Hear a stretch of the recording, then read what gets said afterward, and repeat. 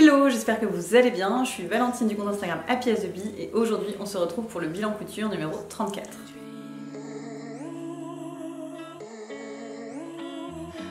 Les bilans couture, ce sont des vidéos où je passe en revue toutes les pièces que j'ai cousues main durant le mois de août et septembre. Et donc on commence tout de suite par le top que je porte actuellement qui est le top Lizzie de chez La Petite Framboise. La Petite Framboise, c'est une créatrice de patron, Carolina, je crois qu'elle est basée dans les environs de Tours. Je ne la connaissais pas personnellement et surtout j'avais jamais cousu un de ses patrons. Cindy a emménagé à Dijon il y a bientôt un an et elle est très amie avec Carolina parce qu'elles étaient voisines auparavant. Donc au cours de l'année, j'ai eu l'occasion de prendre plusieurs fois Cindy en photo dans des réalisations de chez La Petite Framboise. Et c'était une marque de patron voilà, à laquelle j'avais pas prêté particulièrement attention, mais au fur et à mesure de l'année, je me disais oh, c'est quand même très sympa ce qu'elle fait La Petite Framboise, il y a souvent des froufrous, moi je suis fan des froufrous, et je me suis dit qu'il fallait qu'à l'occasion je teste quand même cette marque de patron. Il se trouve que là, au début de l'été, Cindy et Carolina ont sorti un patron en collaboration, c'est le Top Lizzie, celui que je porte aujourd'hui. Et je me suis dit que quoi de mieux pour commencer à tester et à coudre La Petite Framboise que de choisir le patron qu'elle avait créé avec Cindy. Donc voilà, je l'ai cousu rapidement avant de partir en vacances à Deauville. Je voulais me créer une pièce facile à porter pour les vacances, colorée et surtout assez rapide à coudre parce que je me suis pris un peu à la dernière minute. Le top Lizzie, c'est un top qui est quand même facile à coudre et surtout assez rapide. En tout cas rapide si, comme moi, vous faites un ourlet rouloté pour tout le bord des volants. Si vous voulez faire un ourlet mouchoir, ça vous prendra un peu plus de temps parce que c'est un ourlet qui est un peu plus long à réaliser. Mais en tout cas, si vous faites un ourlet rouloté à la machine, à la surjeteuse, ça va quand même plutôt très vite. Il y a juste en fait un volant devant et dos, les deux volants au niveau des manches et puis juste des pinces poitrine. Le dos est également arrondi, je le trouve vraiment très sympa. D'ailleurs les pinces poitrine, sur toutes les photos que j'ai postées sur Instagram, en fait je portais le top à l'envers. Je m'en suis pas du tout rendu compte au niveau du shooting, la faute à ma poitrine généreuse sans doute. C'est vrai que moi ça m'a pas du tout dérangé de le porter dans l'autre sens. Je pense que j'aurais eu une poitrine un peu plus grosse, je m'en serais rendu compte rapidement. Donc je vous conseille de mettre une étiquette dans le dos de ce top si vous voulez pas vous tromper comme moi. Moi depuis j'en ai rajouté une. Pour le tissu, j'ai choisi un mélange lin viscose de couleur citron. C'est un tissu que j'avais dans mon stock depuis 2-3 mois. Je l'avais choisi parce que sa couleur est ultra lumineuse et moi j'adore porter ce genre de couleur. J'ai trouvé que ça allait parfaitement avec le modèle Lizzie parce qu'en fait il a beaucoup de tenue ce tissu et donc ça permet de garder pas mal de volume au niveau des manches et moi j'aime bien ça.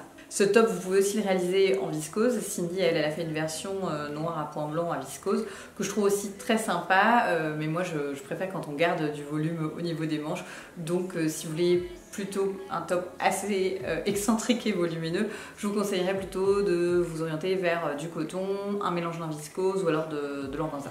Voilà, c'est un top que j'aime énormément, la couleur est vraiment très sympa. Et le tissu très chouette donc j'en suis très contente, il m'a fait des belles soirées d'été.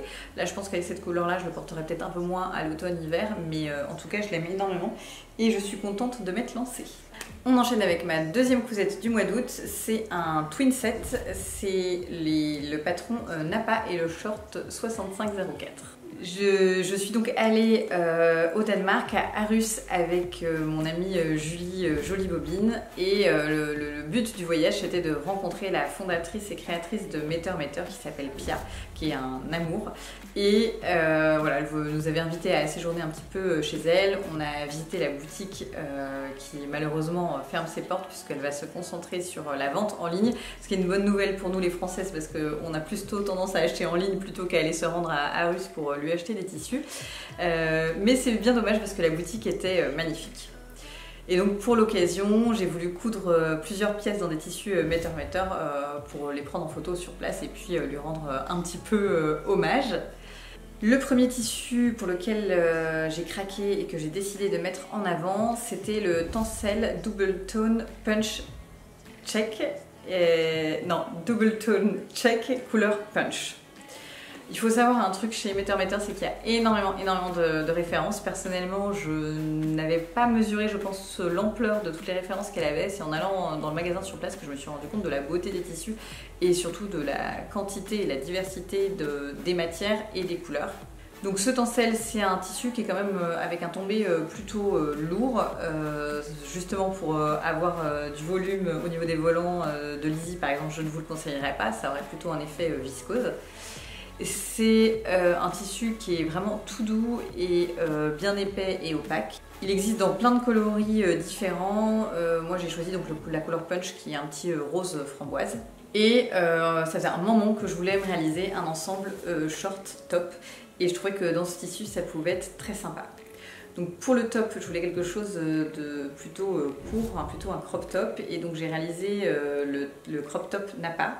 Le crop top Napa, c'est un patron de mon amie Fanny de chez 13 Coquelicots, donc qui est une créatrice de patrons dijonnaise. Ça fait partie de sa collection de 5 patrons qu'elle a lancé au printemps. C'est vraiment le top basique et malgré tout charmant à avoir dans sa patron-tech. Donc c'est un patron plutôt court puisque c'est un crop top.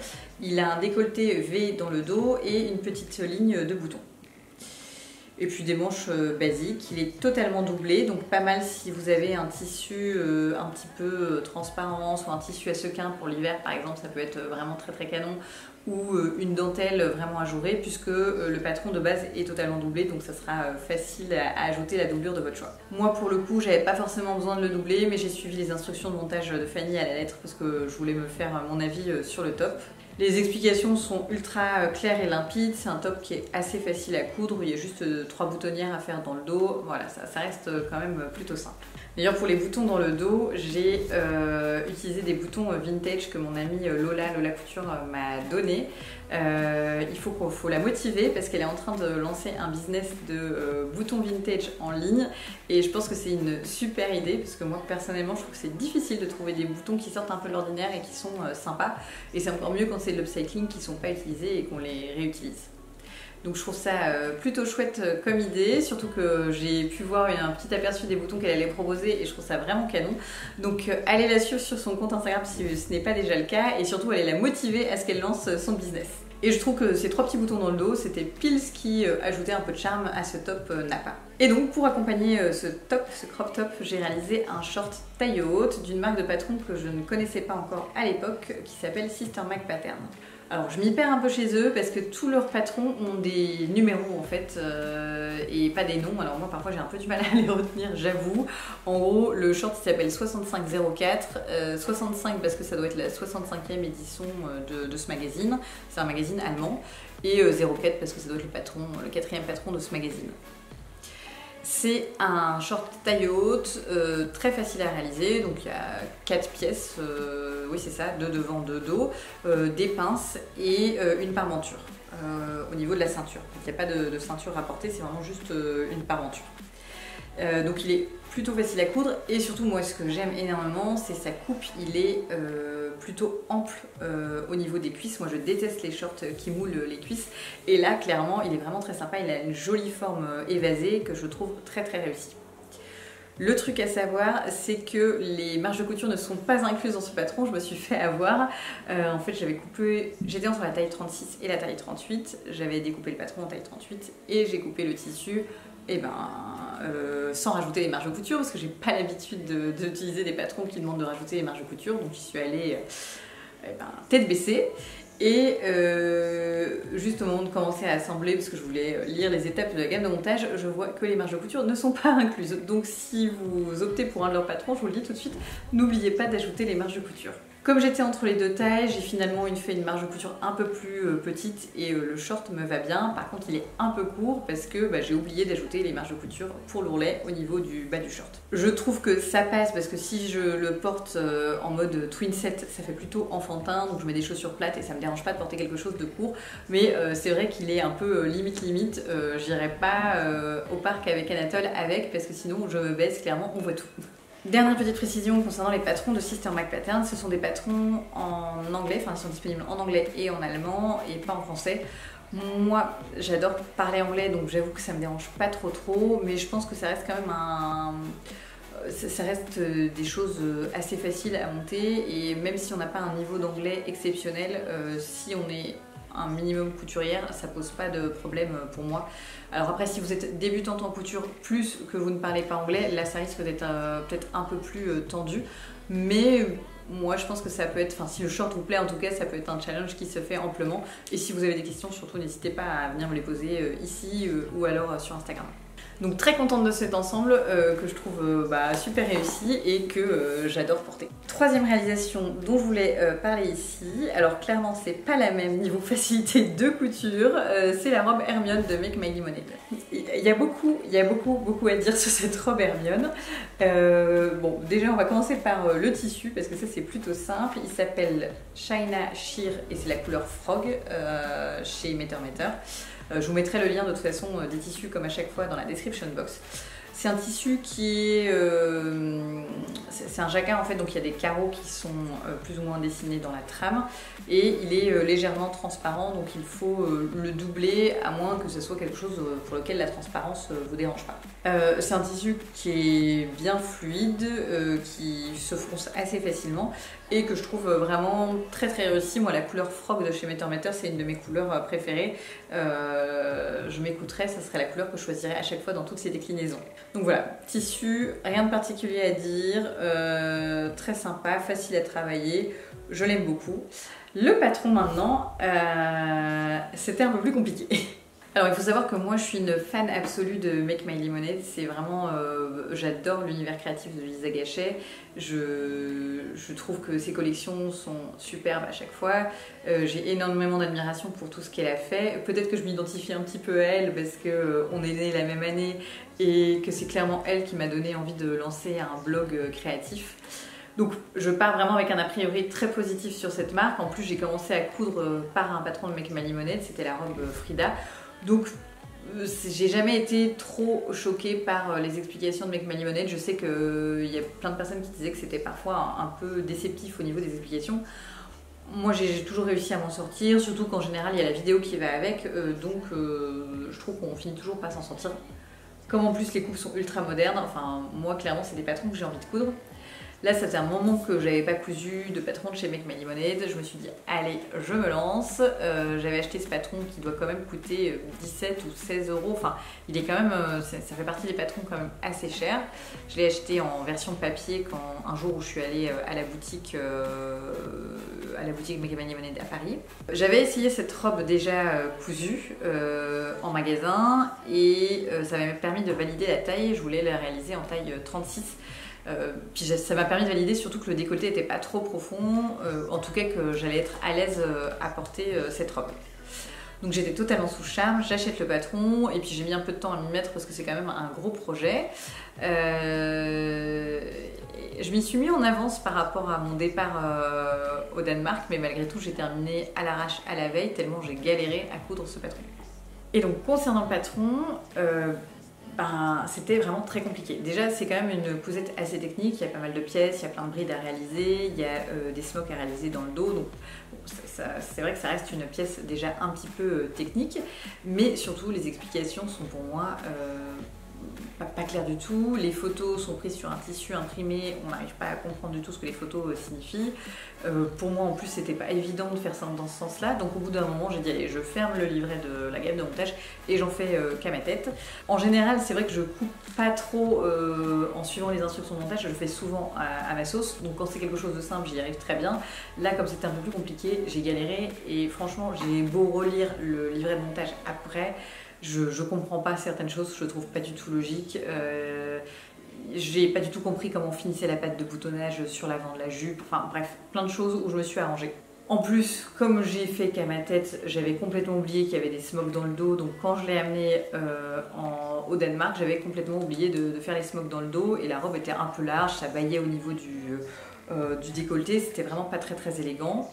Je m'en suis rappelé a posteriori, donc depuis j'ai refait les smocks a posteriori et depuis que j'ai refait les smocks elle me va quand même beaucoup mieux, elle a un joli décolleté, je suis vraiment très contente du résultat parce que je trouve que c'est une très jolie robe avec une superbe coupe, mais je peux vous dire que j'en ai souffert pour en arriver là.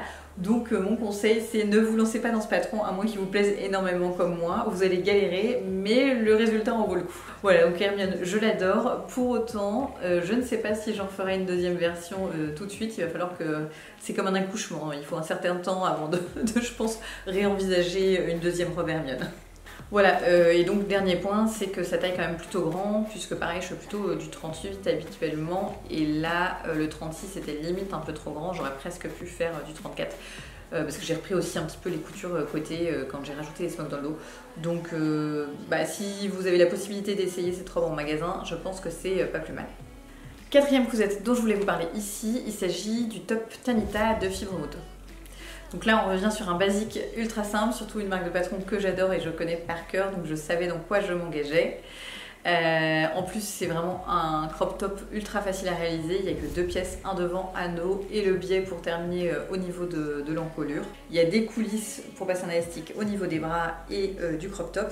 Moi je l'ai réalisé en version crop, donc la plus courte, mais il existe également le patron version un peu plus longue si vous préférez plutôt porter des tailles basses ou que vous êtes plus à l'aise avec des tops qui descendent un peu plus bas. Franchement rien à dire sur ce patron qui est simple et efficace. Il m'avait pas tapé dans l'œil à la base, mais en fait c'est à force de voir des jolies réalisations sur Instagram où je me suis dit en fait ce patron il est vraiment tout simple, mais il a du potentiel parce qu'il a une coupe différente de ce qu'on peut voir ailleurs. J'adore l'imprimé et j'adore l'association un peu improbable du bleu roi et du marron.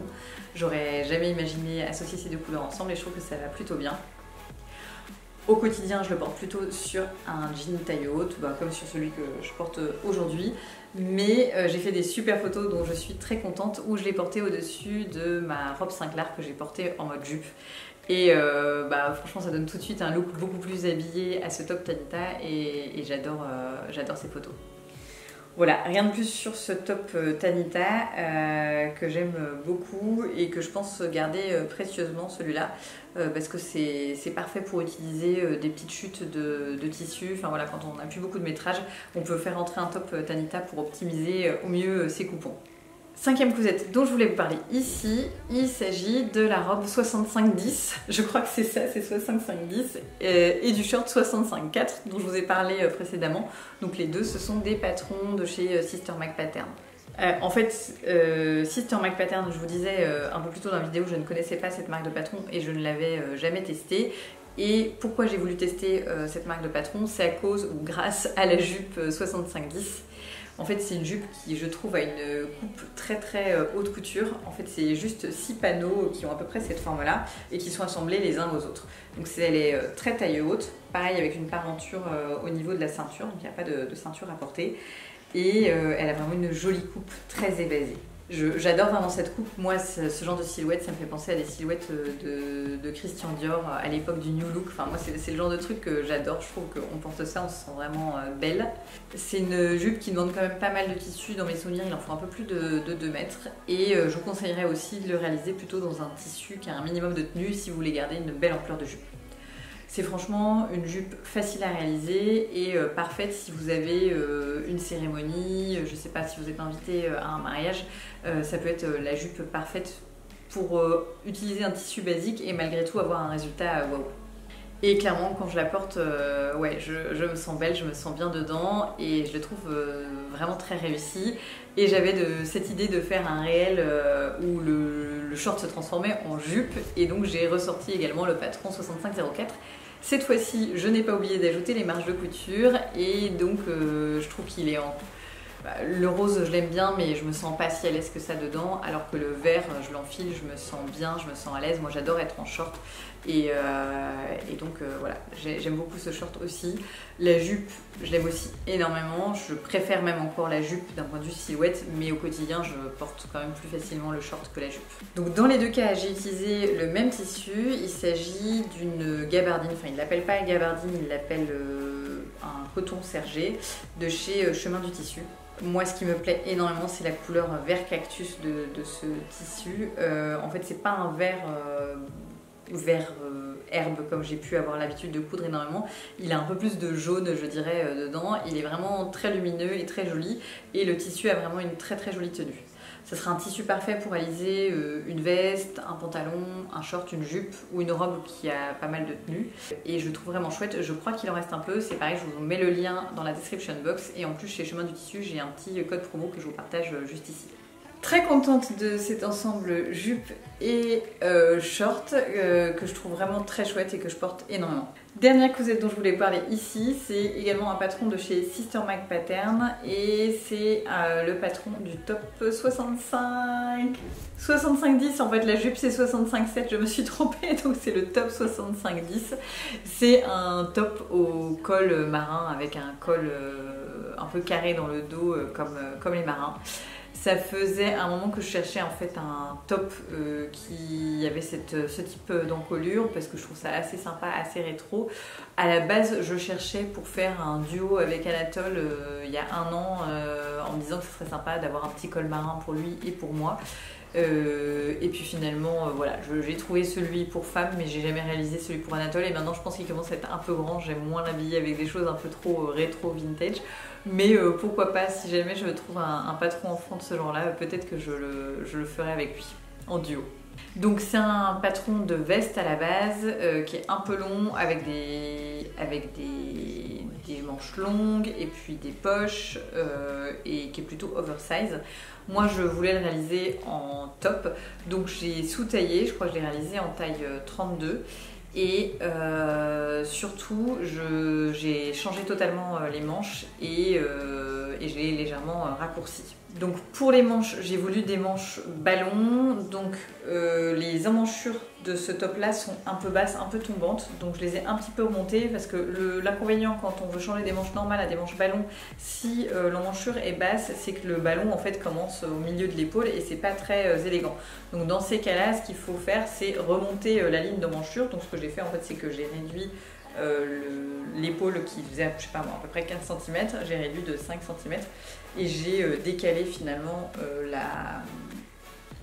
la courbure de la manche à ce niveau-là. Donc j'ai en fait fait un petit peu comme ça. Et pour les manches, j'ai redessiné totalement des manches en les faisant un peu plus larges pour pouvoir ajouter du bouffant et donc rajouter des fronces à ce niveau-là. Je l'ai raccourci de 15 cm le top et j'ai totalement enlevé les poches. Et puis voilà, c'est déjà pas mal, mais c'est les modifications que j'ai fait sur ce patron. Je suis très contente du résultat. Peut-être, enfin il y a un truc qui me déçoit un petit peu, c'est que j'ai utilisé du thermocollant qui cartonne un petit peu parce que j'avais que ça sous la main au moment où je l'ai fait et je me suis dit oh, ça ira. Sauf que je trouve que ça cartonne un petit peu. Voilà, je sais pas comment ça va vivre au fur et à mesure des lavages, je verrai et je vous dirai. Encore une fois, le thermocollant, moi c'est quelque chose que j'ai du mal à choisir. Je connais pas très bien les nomenclatures de thermocollants et à chaque fois c'est un petit peu au pif. Et en plus à Dijon c'est difficile d'en trouver, donc en fait je fais en fonction de ce que j'ai sous la main. Rien de plus à dire sur ce top, je l'ai aussi réalisé dans un tissu de chez Chemin du Tissu que je trouve très chouette, il a un joli tombé et j'adore aussi le fait qu'il y ait des carreaux dans la trame. Donc voilà, petit top facile à mettre aussi sur un jean et très agréable à porter, il a tout de suite voilà, beaucoup de charme, donc je l'aime beaucoup. Donc ce petit tissu blanc que je trouve vraiment très très charmant, il m'en reste encore pas mal et j'ai prévu de faire une robe blanche dedans, mais j'avoue que c'est plus trop la saison et ça serait beaucoup plus approprié pour un autre chemisier. Il m'en reste plus de 2 mètres. Alors si vous êtes intéressé pour ce tissu, n'hésitez pas à me laisser un petit commentaire qui me fera rire ici et je tirerai au sort un des commentaires. C'est tout pour les réalisations du mois d'août et début septembre. J'espère que ce bilan couture vous aura plu. Si vous avez des questions, n'hésitez pas à les laisser en commentaire, je serais ravie d'y répondre. Et je vous souhaite une excellente fin de journée.